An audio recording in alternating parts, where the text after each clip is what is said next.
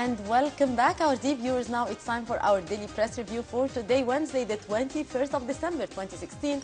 And we are joined here in the studio by our dear guest, Mr. Mohamed Sheta, our media expert. Good morning. A very beautiful good morning to you and to all your lovely viewers. Thank you. And how are you doing with the weather? The cold? Not so good, actually. I'm sorry for not showing up last week because I had a very bad cold, and actually. Also, the fog this morning was not so good for the.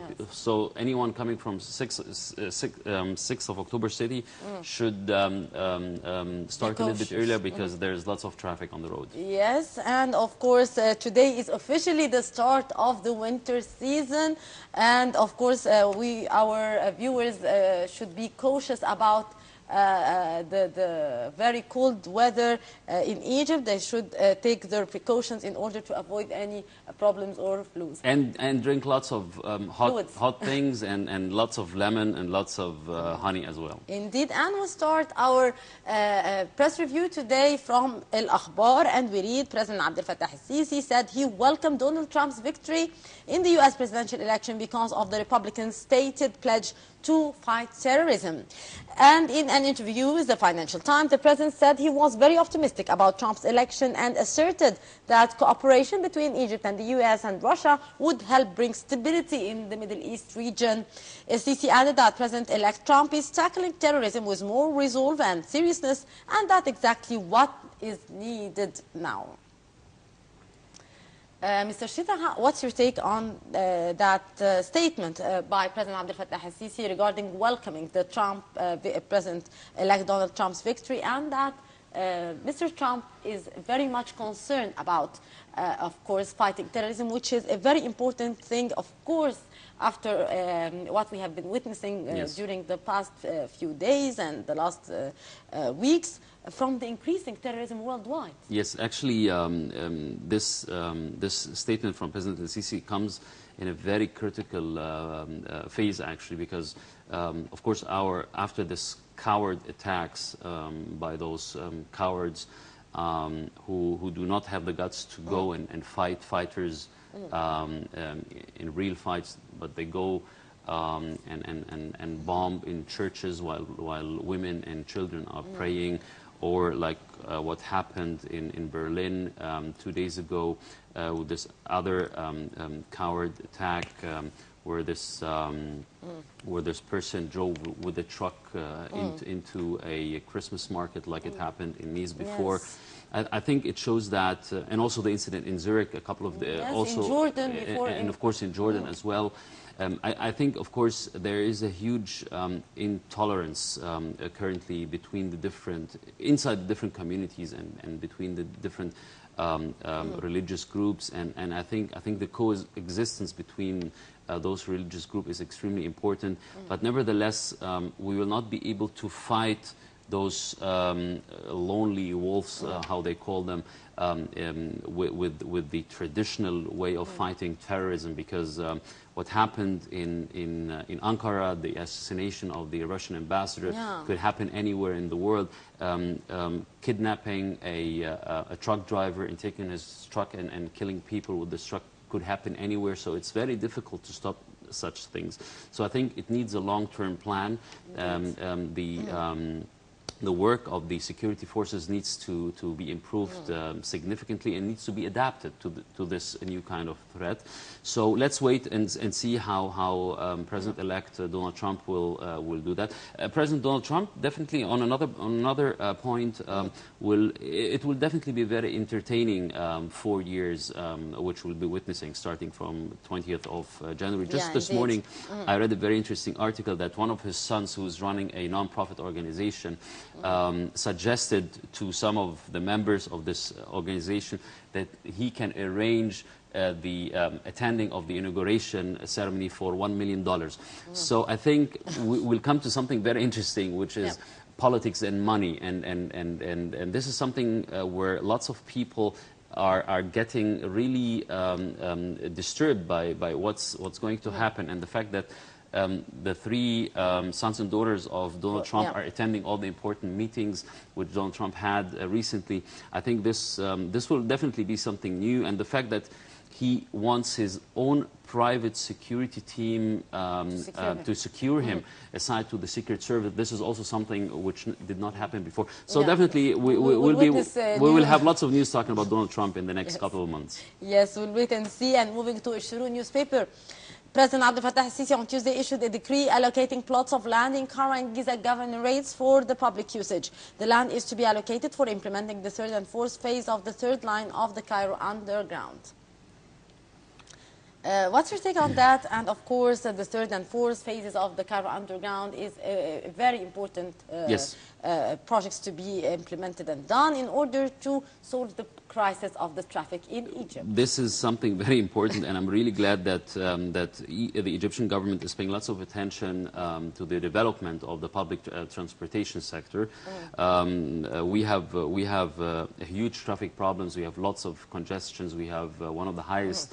Unfortunately, one of the highest accident rates worldwide and one of the highest fatality rates on the roads as well. So improving the public transportation sector will definitely reduce the congestions we have. This means we will have less traffic jams. This means we will have a smaller fuel consumption, fleet consumption of the cars, which means at the end of the day we will not, because cars will not be spending much time in the traffic jams anymore. Hopefully. So this means they will use less fuel, and this will hopefully will take the pressure from paying lots of hard currencies and for I do chasing, believe, Mr. Sheta, if we do have a very good transportation system and public transportation facilities, we could actually use that at a great extent, because we suffer at the traffic, we suffer for the parking, and we pay a lot. Yes. So why don't we carpool,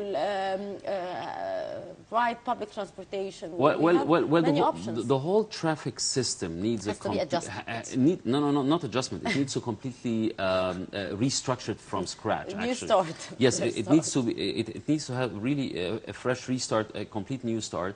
And secondly, one of the other very good benefits of having a good public transportation is actually reducing the air pollution we have in Egypt. And this is one of the very serious factors for investors to avoid Egypt. Actually, if you want to attract investors, you need to have clean environment. You have to have clean air, and this of course will also save lots of money for the medical treatment of the people who suffer from this air pollution. A kind of a circle. It is a closed circle, and again, in addition to improving the public transportation, we also need to restructure the automotive sector as a whole, because actually all the cars which we assemble in Cairo right now, which we sell in Egypt, or which we import from China, for example, these cars are very unsafe cars. They have the least technology, the oldest technology available. They have old engines which produce lots of pollution actually, and which consume too much fuel as well. So we need to, the government needs to open the import for used cars from Europe, because actually these are currently the safest cars, because the EU has very strict guidelines in terms of active and passive safety features for the cars, and also for the emissions and the fuel consumption.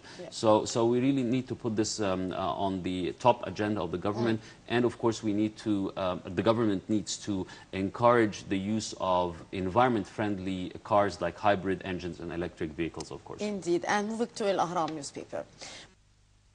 We received on Tuesday Spanish Foreign Minister Alfonso Dastis, who is currently visiting Egypt to take part in the Arab-European Foreign Ministry meeting. Shukri reviewed the latest developments in Egypt at the meeting and made an emphasizing on the economic reform program adopted by the Egyptian government. Foreign Ministry spokesman Ahmed Abu Zaid said that Shukri underlined Egypt's keenness on maintaining distinguished relations with Spain. Shukri also said that Egypt is looking forward to Spanish support inside the European Union, given the current challenges facing Egypt, atop of which come economic difficulties and fighting terrorism.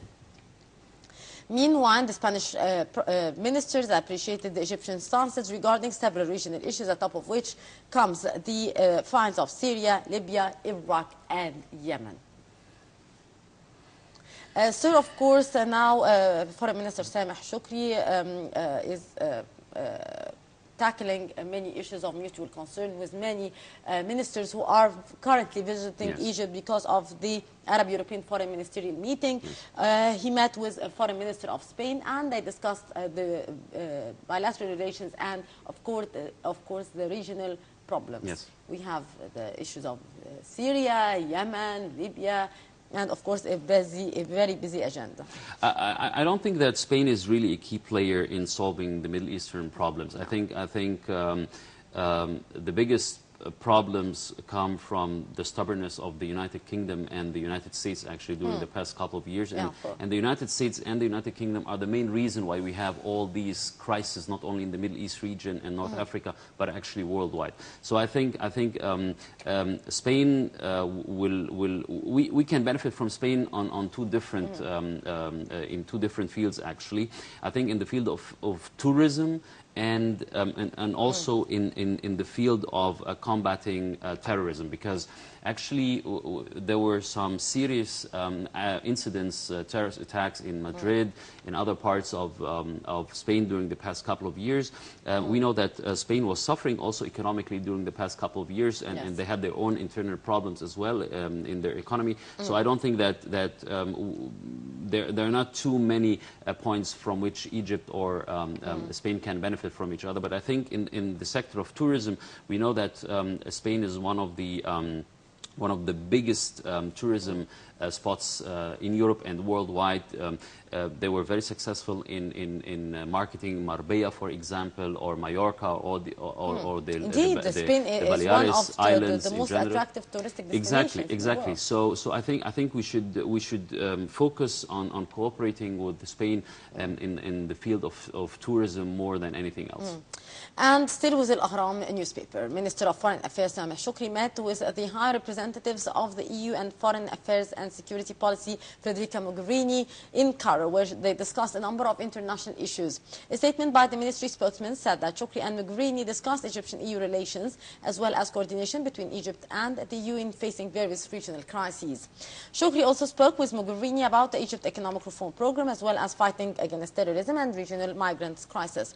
Federica Mogherini relayed to Shukri the EU stance on the situation in Syria and expressed EU support for Egypt's effort in fighting terrorism. The meeting came on the sidelines of the fourth joint meeting between Arab foreign ministers and their European counterparts, which took place at the Arab League headquarters in Cairo. Shukri Mogherini's meeting on the sidelines, of course, of the still Arab-European ministerial meeting. What's the significance of such a meeting? Of course, it's very important that that the Egyptian Minister of Foreign Affairs meets with the top EU officials and discusses with them the Egyptian position. The point where they discussed Egypt's economic reform program, this is something where I say it's strange that some part of the government is working into one direction, and on the other hand, a totally different part of the government is working against this direction. For example, we read in the news that one of the biggest furniture exhibition, which was supposed to take place in 2 or 3 days, was cancelled, I don't know, for security reason or whatever. But unfortunately, the government really didn't give, there was not a clear statement, you know. And this led... But I do believe, and sorry for interruption here, Mr. Mohammed, but I do believe that there is a very important, because that exhibition in particular have been an annual exhibition which is taking place every year. So to cancel this exhibition, I do believe that there is a very important reason for I hope so. I hope so. But at the same time, today we have another conference about traffic things or whatever somewhere organized in Cairo, and we had other conferences taking place. So if it's a matter of why that? If it's a matter of this is the point, because if it's a matter of securing events, I think Egypt is capable of securing events. I mean, I don't believe that we don't exactly. have I mean, they secured all the recent youth conference in was it in, I think in Sharm el-Sheikh, was it, and the recent conference which was in Hurghada, where all the the Egyptian professors and the Egyptian researchers from all over the world came. The thing is, of course, this led to rumors. You know, Tariq Noor, who is a famous media player in the media sector, he is the organizer of this exhibition, and he is also the owner of Al Qaira Nas, private TV channel, where Ibrahim Isa is having a very controversial political issue. So I think this led to rumors saying that this might be related to the cancellation of the event. If this is a security reason, then we should really say that, because people, especially investors, both the Egyptian investors and the foreign investors, need to know where they're standing, you know. And there was also an automotive conference last week, which was organized also here in Cairo. Unfortunately, Tariq Kabir, the Minister of Industry and Trade, and Dalia Khorshid, the Minister of Investment, were supposed to attend this conference. Actually, they did not attend it. I don't know why.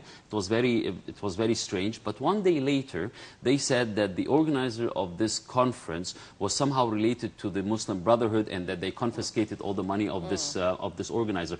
So if this is true, then these information should have been known to the ministers a long time ago. Because actually, if you organize an automotive conference and the Minister of Industry and Trade does not attend it, then this gives a very wrong signal. Indeed. And moving to the regional front, where we read the developments in Germany. Egypt's foreign ministry has condemned what German police are controlling a probable terrorist attack which killed a dozen of people at the Christmas market in Berlin late on Monday. A statement by the ministry said on Tuesday that Egypt expresses its condolences and consolidation with the German government and the families of the victims. 12 people were killed and tens of others wounded when a lorry brought a crowded Christmas market at the foot of Berlin's Kaiser Wilhelm Memorial Church on Monday night. German police said they were treating the incident as a probable terrorist attack. Mr. Sheta, a very quick comment about that, and after that we'll leave you, our viewers, with a report about the incident. This is a very sad incident, especially for me personally, because I lived in Berlin for several years, and actually I used to go a lot to this Christmas market, which is at the Breitscheidplatz, which is right on the Kudamm, which is the main street in Berlin. And of course, what even makes me more angry is that Germany was so welcoming for the refugees and all those people coming from Syria and Afghanistan and other countries, and now but they're getting as a reward for hosting all these people and saving them from the misery they were living in their own countries. But I do believe, to be honest, Mr. Sheta, that the identity of the killer up to now, it's not. No, it's not. No. But it is definitely a terrorist attack, and the truck driver, this Polish truck driver, was killed by the person who stole this truck, and at the beginning they had a person from a Pakistani refugee. They thought he was the driver, and they released him yesterday because it was obviously that it was not him. So, but all the indicators say that this was a terrorist attack, and even ISIS yesterday came out with a statement and said that they gave the instructions for this incident. Yeah, of course, we wish that this rising waves of terrorism would retreat. Yes. Of course, very soon. Mr. Mohamed Sheta, our media expert, thank you very much for being our guest for today. Thank you very much. And our viewers, we leave you with this report about the German incident, the terrorist attack that took place late on Monday. And now we'll go to a short break after that report, and after that we'll be back with more segments in the breakfast show, so stay tuned.